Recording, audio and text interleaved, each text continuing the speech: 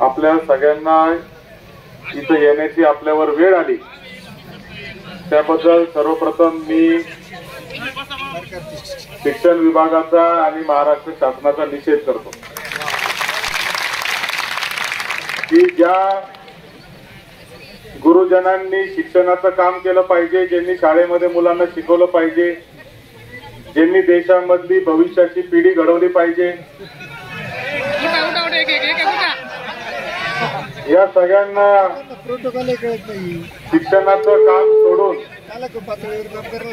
इथं आज नगर शहरामध्ये यावं लागतं, कलेक्टर मोर्चा काढावा लागतो। मला असं वाटतं की याच्या इतक्या दुर्दैवी गोष्ट कोणती नाही।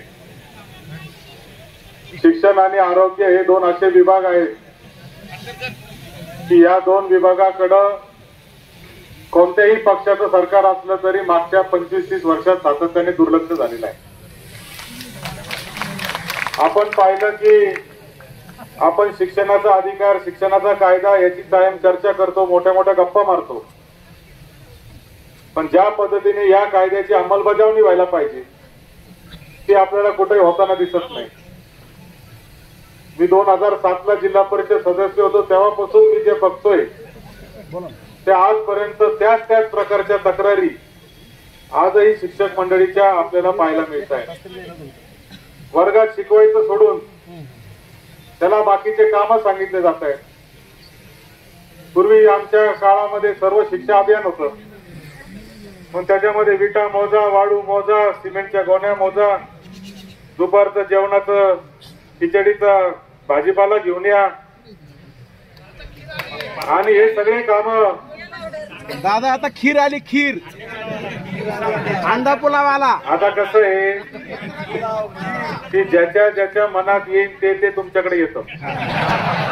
एखाद्याच्या मनात उद्या चिक्की आली तर चिक्की येईल, एखाद्याच्या मनात खीर आली तर खीर येईल, अंडा पुलावाला अंडा पुलाव। त्यामुळं पण मुलांना चांगलं मध्यान आहार मिळाला पाहिजे या मताचे आपण आहेत। यंत्रणा वेगळी पाहिजे, किंबहुना ते आहार सुद्धा एक फार मोठं कारण आहे की अनेक मुलं शाळेमध्ये येत आहेत हे देखील नाकारता येणार नाही। पण ते करत असताना शिकवायचं सोडून स्वयंपाकाचं काम जर देण्याची वेळ आली तर मला असं वाटतं की ते चुकीचं आहे। यंत्रणा वेगळी पाहिजे, त्याची स्वतंत्र यंत्रणा नाही, परंतु अंमलबजावणी त्याच्यामध्ये योग्य पद्धतीने होत नाही, म्हणून ही वस्तुस्थिती निर्माण झाली, ही परिस्थिती निर्माण झाली।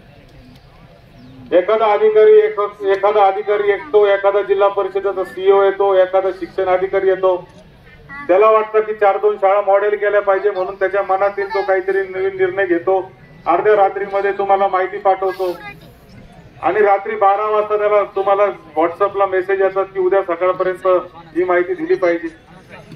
हा जो प्रकार या ठिकाणी संपूर्ण राज्यामध्ये सुरू झालेला आहे। आजचा मोर्चा काय फक्त नगर जिल्ह्यापुरता मर्यादित नाही, जवळजवळ सगळ्या जिल्ह्यांमध्ये महाराष्ट्रामध्ये असा मोर्चा निघतोय।